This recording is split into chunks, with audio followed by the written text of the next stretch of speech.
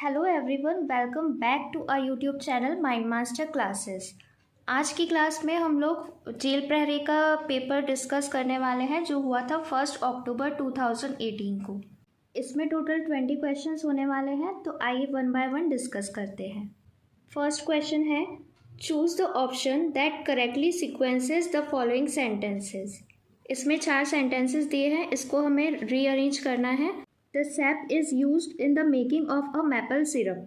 तो देखिए, सैप का मतलब होता है पौधों का रस, इसलिए मैपल का जो सिरप बनाना है इनको, उसमें सैप का यूज़ होता है। Sugar maple is a hard maple tree. Sugar maple जो होता है वो एक हार्ड मैपल का ट्री होता है, मतलब मैपल ट्री एक नाम है पेड़ का। It grows as tall as 100 feet. इसकी जो ऊंचाई होती है वो होती है 100 फीट की, इतना लंबाई हो सकता है। And as wide as 4 feet, और इसकी जो चौड़ाई होती है वो होती है 4 फीट की। The tree is commercially valued for its SAP. Commercial value मतलब मार्केट में इसकी बहुत ज़्यादा डिमांड है। इसका जो सैप होता है ना, उससे एक रस बनता है जिसको हम मैपल सिरप कहते हैं।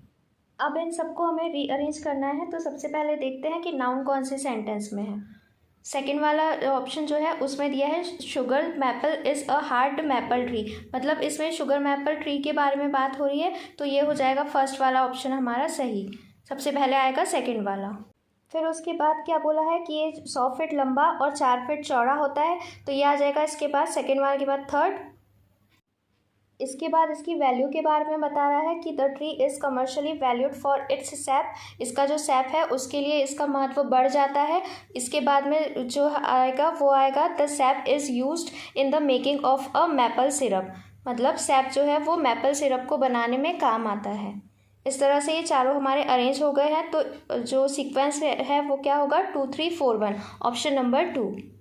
चलिए नेक्स्ट क्वेश्चन देखते हैं, question number 2। Choose the correct form of modal auxiliary verb for the given sentence. Maria is not answering her phone though I have called her thrice. She dash be asleep. मतलब मारिया जो है वो phone का answer नहीं दे रही है, हालांकि मैंने उसे 3 बार कॉल किया। She dash be asleep मतलब कि वो शायद सो रही होगी, या शायद वो नींद में थी, ऐसा ये बोलना चाह रहा है। अब आप देखिए इसका आंसर क्या होना चाहिए। फर्स्ट ऑप्शन में देके रखा है ऑट। पहला ऑप्शन दिया है ऑट और ये गलत हो गया। क्यों? क्योंकि ऑट के साथ में हमेशा टू आता है, ऑट कभी अकेला नहीं आता। सेकंड दिया है शुड। शुड का मतलब होता है चाहिए, तो ऐसा तो नहीं होगा कि शायद वो सो रही होगी, ऐसा चाहिए नहीं मैच हो रहा है ये तो। इसके बाद दिया है माइट। माइट का मतलब होता है शायद, तो हाँ इसमें भी यही बोला है कि शायद वो सो रही होगी इसलिए उसने फ़ोन नहीं उठाया। फोर्थ ऑप्शन में दिया है नीड टू। नीड टू का मतलब हो सकता है कि आवश्यकता है, इसलिए हमारा राइट आंसर जो हो जाएगा वो हो जाएगा ऑप्शन नंबर 3। आइए नेक्स्ट क्वेश्चन देखते हैं, question number 3। Choose the correctly punctuated sentence. अच्छा, पंचुएशन क्या होता है? इसके अंदर हम यूज़ करते हैं कुछ साइंस का, जैसे question mark, exclamatory mark, double inverted comma या कॉमा, सेमीकोलन। इसका यूज़ करके हम कोई भी सेंटेंस को बनाते हैं। अब देखते हैं इसमें पूछा क्या है। फर्स्ट ऑप्शन है the speaker was saying I am happy too when the bomb exploded. इसमें दिया है द स्पीकर वॉज सेइंग, मतलब कोई किसी से कुछ कह रहा है। तो जब भी कोई किसी से कुछ बात कहता है और हम उसे सुन के तीसरे को बताते हैं तो वहाँ पर नरेशन बनते हैं, तो इसको हमें नरेशन के रूल्स लगाकर ही सॉल्व करना पड़ेगा। तो फर्स्ट वाले में तो नरेशन का कोई फॉर्मेट बन नहीं रहा है, क्योंकि इसका फॉर्मेट होता है डबल इन्वर्टेड कॉमा और कॉमा। सेकेंड में दिया है the speaker was saying comma double inverted comma I am happy too question mark, तो यहाँ पर ये गलत हो गया। इसमें कोई क्वेश्चन नहीं पूछा गया है, जो हमने यहाँ पर क्वेश्चन मार्क लगा दिया, तो ये ऑप्शन भी हो जाएगा कैंसिल। थर्ड वाला है the speaker was saying comma double inverted comma open I am happy to, फिर double inverted comma close when the bomb exploded question mark. अब यहाँ पर भी लास्ट में क्वेश्चन मार्क लगा के इन्होंने गलती कर दी, तो ये वाला भी हो जाएगा कैंसिल। यहाँ पर क्वेश्चन नहीं पूछा है इन्होंने, जो इन्होंने क्वेश्चन मार्क लगा दिया यहाँ पर, तो ये बता रहे हैं, तो क्वेश्चन मार्क का कोई काम ही नहीं है यहाँ पे।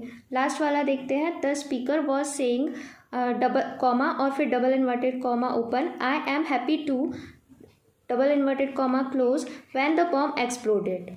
ये फोर्थ ऑप्शन हमारा बिल्कुल करेक्ट हो जाएगा, सही फॉर्मेट बैठ रहा है इसमें नरेशन का, तो हम इसको ही टिक लगाएंगे। नेक्स्ट क्वेश्चन पे चलते हैं, question number 4। Choose the word that is opposite in meaning to the highlighted word given below. In his weakened state, his illness is likely to recur. यहाँ पर वीकेंड स्टेट मतलब साप्ताहिक नहीं है, यहाँ पर वीकेंड का मतलब है कमज़ोरी, मतलब उसकी कमज़ोरी की अवस्था में उसकी जो इलनेस है वो रिकवर हो सकती है। यहाँ पर अंडरलाइन है रिकर पे, तो रिकर का जो अपोजिट हो जाएगा वो हो जाएगा halt. Option number 4। Next question है हमारा, choose the appropriate conjunction for the given sentence. इसमें हमें बताना है कौन सा कंजक्शन लगेगा। Thomas needs to work hard dash he wants to pass the examination. मतलब थॉमस को कड़ी मेहनत करने की आवश्यकता है अगर वो एग्ज़ाम्स को पास करना चाहता है तो, है ना। तो पास कैसे होगा कोई, अगर वो कड़ी मेहनत करेगा तब जाके तो होगा। तो फिर ऑप्शन नंबर फर्स्ट देखते हैं। देन मतलब होता है कब, ऑल्सो का मतलब होता है भी, सो का मतलब होता है इसलिए, और इफ़ का मतलब होता है अगर। तो ये हो जाएगा हमारा राइट आंसर कि जॉन जो है वो अगर हार्ड वर्क करेगा तो वो पास हो जाएगा। तो option number 4 is the right answer. चलते हैं नेक्स्ट क्वेश्चन पे। Question number 6, choose the appropriate preposition for the given sentence. The author graduated dash high school and enrolled himself dash a prestigious college to study politics. देखिए, जब भी हम कोई एक course करके या डिग्री लेके बाहर निकलते हैं किसी इंस्टीट्यूट से, तो उसके लिए हम कहते हैं कि I am graduated from that school और दैट कॉलेजेस, जो भी हो उसके लिए हम यूज़ करते हैं फ्रॉम। तो फर्स्ट ब्लैंक के लिए हमारे पास प्रिपोजिशन क्या हो जाएगी, from. The author graduated from high school and enrolled himself dash a prestigious college. जब भी हम किसी स्कूल में कॉलेज में पढ़ते हैं तो उसके लिए एट का यूज़ होता है, क्योंकि वहाँ पर हम टेम्परेरी टाइम के लिए रहते हैं, कोई परमानेंट तो रहना नहीं है हमको वहाँ पे, इसीलिए उसके लिए यूज़ होता है हमेशा एट का। तो राइट आंसर हो जाएगा option number 3। The author graduated from high school and enrolled himself at a prestigious college to study politics. चलिए नेक्स्ट क्वेश्चन पे चलते हैं। Question number 7, choose the option that best explains the highlighted expression. I can never play pranks on people because I can't keep a straight face. देखिए यहाँ पर लिखा है pranks. Pranks का मतलब होता है हंसी मजाक या मजाक मस्ती करना। तो आई कैन नेवर प्ले प्रैंक्स, मैं मजाक किसी से नहीं कर सकता, ऑन पीपल बिकॉज, क्योंकि लोगों के ऊपर, क्योंकि आई can't keep a straight face, मतलब मैं एकदम फेस टू फेस रहकर किसी से मजाक नहीं कर सकता, क्योंकि हो सकता है उसको बोलते में हंसी आ जाती हो तो सामने वाले को पता चल जाएगा कि ये जो है वो सीधा सीधा हमारा मजाक उड़ा रहे हैं या कुछ हमको प्रैंक कर रहे हैं। तो इसमें हमको स्ट्रेट फेस का मीनिंग जो है वो हाईलाइटेड है, उसको हमें बताना है कि किस सेंस में बोला गया है। अ स्ट्रेट फेस एक इडियम है, इसका मतलब होता है कि मैं गंभीर दिख नहीं सकता। मतलब कुछ लोग होते हैं ना एकदम इनोसेंस टाइप के, कुछ भी बोले तो सामने वाला मान लेता है, लेकिन कुछ लोग इसमें ऐसे बताए गए जो ये बोल रहे हैं कि ये अगर किसी से मजाक करेंगे तो इनके फेस से साफ झलक जाएगा कि ये किसी से मजाक कर रहे हैं या मजाक उड़ा रहे हैं। ऑप्शन नंबर 1 है can't see the punch line well, गलत। सेकेंड है रिमेंबर द जोक वेल, इसका भी कोई कनेक्शन नहीं है तो ये भी हो जाएगा गलत। थर्ड है प्रिटेंड टू लुक सीरियस, हाँ ये सही हो सकता है, क्योंकि मेरा जो फेस है उससे मैं सीरियस लगता नहीं हूँ, तो ये लोग समझ जाएंगे कि मजाक कर रहे हैं हमसे, मतलब मैं सीरियस नहीं दिख पाता या मैं दिखावा नहीं कर पाता, मेरे फेस से साफ झलक जाएगा कि मैं इन पे प्रैंक कर रहा था। तो राइट आंसर हो जाएगा ऑप्शन नंबर 3। क्वेश्चन नंबर 8 है choose the option that best transforms the given sentence into active voice. मतलब ये जो सेंटेंस हमको दिया है वो पैसिव वॉइस में दिया है और हमको इसका एक्टिव बनाना है। Carrot seeds were being plant by the gardener, मतलब जो गार्डनर है, माली है, उनके द्वारा जो गाजर है उसके बीज लगाए गए हैं। एक बात याद रखिएगा कि वॉज वर जो है वो हमेशा वॉज वर में ही चेंज होता है और इसके साथ आती है वर्ब की थर्ड फॉर्म। क्वेश्चन में हमको वर दिया है तो ये भी जो चेंज होगा वो किस में होगा, वर्ब के साथ में दिया है बीइंग और वर्ब की थर्ड फॉर्म दी है, तो ये कैसे चेंज होगा, बीइंग जब भी क्वेश्चन में आता है तो वो चेंज होता है आईएनजी के फॉर्म में। फर्स्ट ऑप्शन में दिया है the gardener was planting carrot seeds, यहाँ पर गार्डनर जो है वो सिंगुलर है तो इसके साथ वर्ब आएगी सिंगुलर वॉज, प्लांटिंग बीइंग को चेंज करके आएगा आईएनजी फॉर्म, कैरेट सीड्स मतलब गाजर के जो बीज है वो उगा रहे थे वो, तो हमारा फर्स्ट ऑप्शन ही करेक्ट हो जाएगा इसका। आगे देखते हैं question number 9। Choose the most suitable determiner for the given sentence. इसमें हमको डिटर्मिनर बताना है कौन सा यूज होगा। The boy said that there was only dash piece still missing from his jigsaw puzzle. Jigsaw puzzle मतलब छोटे छोटे पीसेज होते हैं अलग अलग डिज़ाइंस के, उसको बच्चे जोड़ के एक नया डिज़ाइन बनाते हैं, इसका मतलब होता है जिक्सॉ पजल। तो जिक्सॉ पजल के बहुत सारे पीसेस थे, उसमें से एक जो टुकड़ा था वो नहीं मिल रहा था। ऑप्शंस देखते हैं, लिटिल, फ्यू, वन या सिंगल।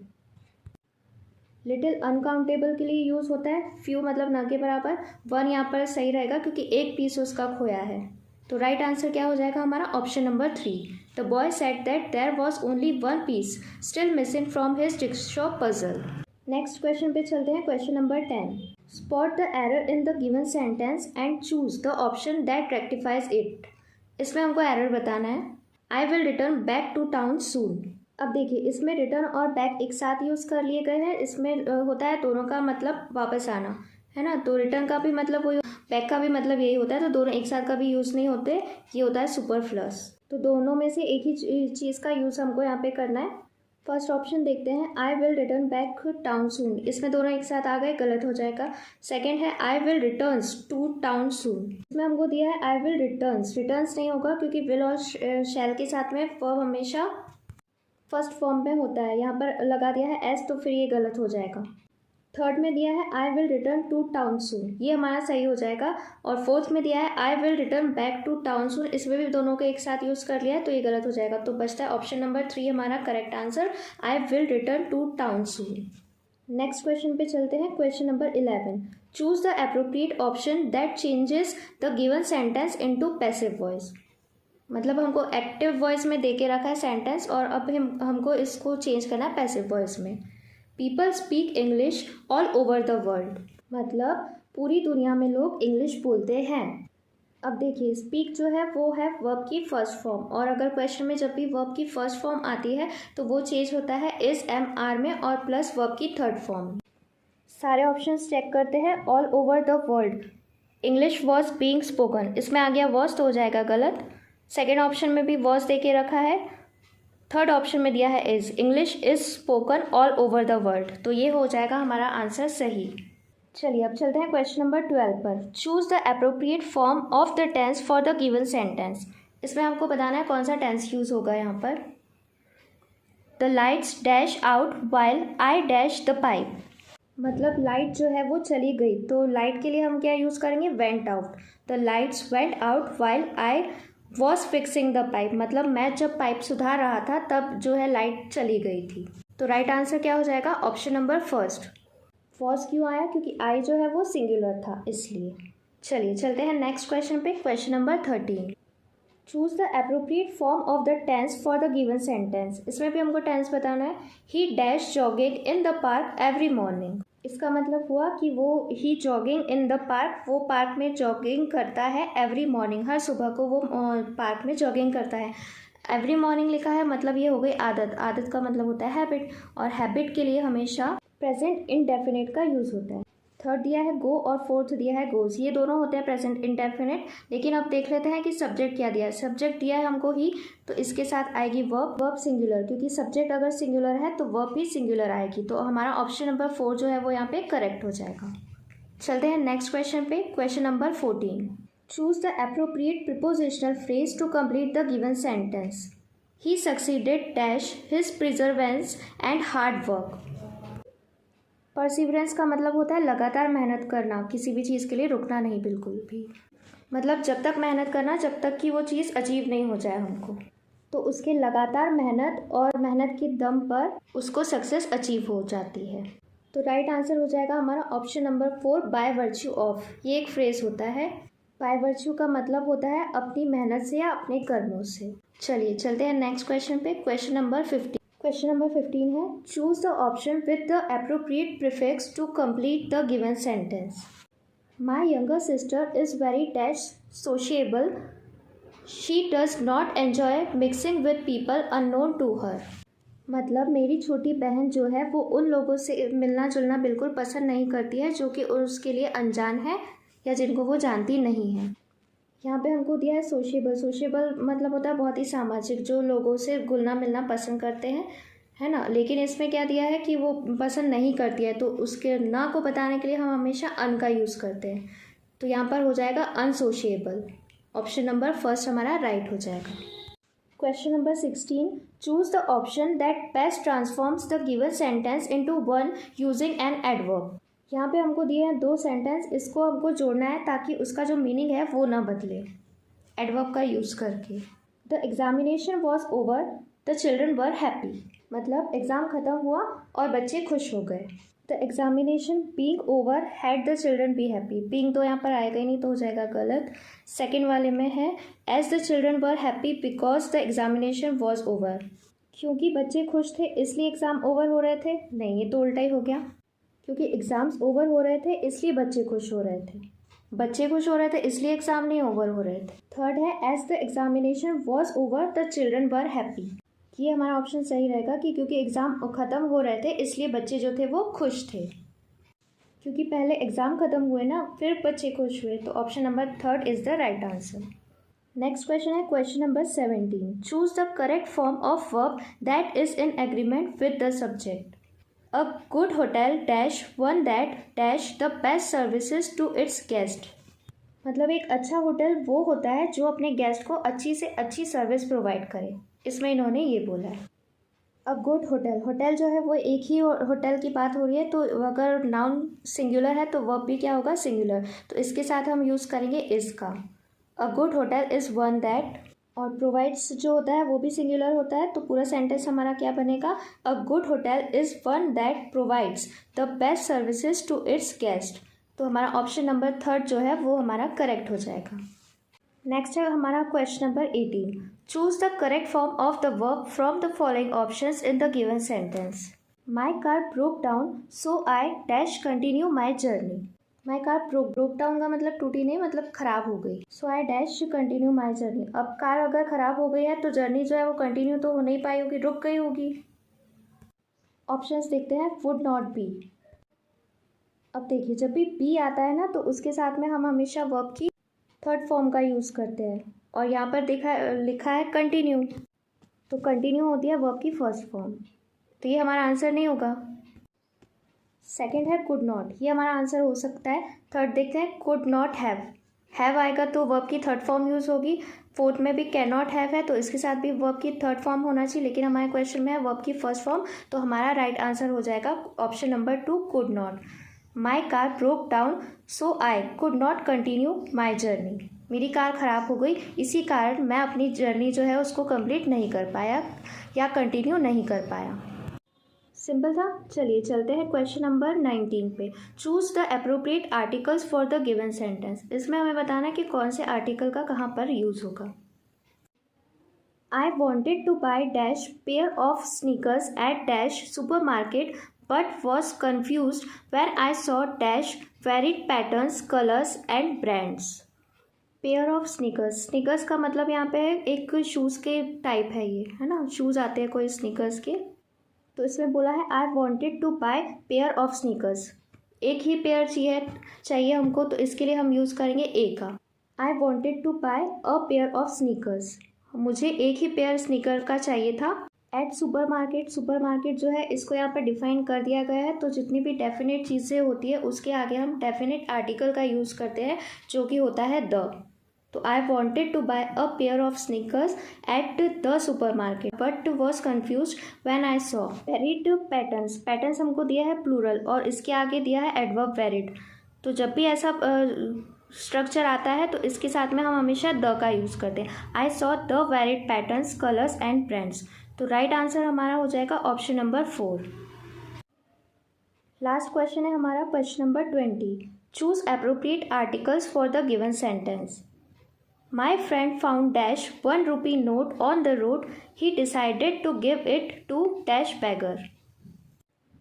मतलब ना मेरे फ्रेंड को एक रुपये का नोट मिला रोड के ऊपर, तो उसने सोचा कि किसी भिखारी को ये दे दिया जाए।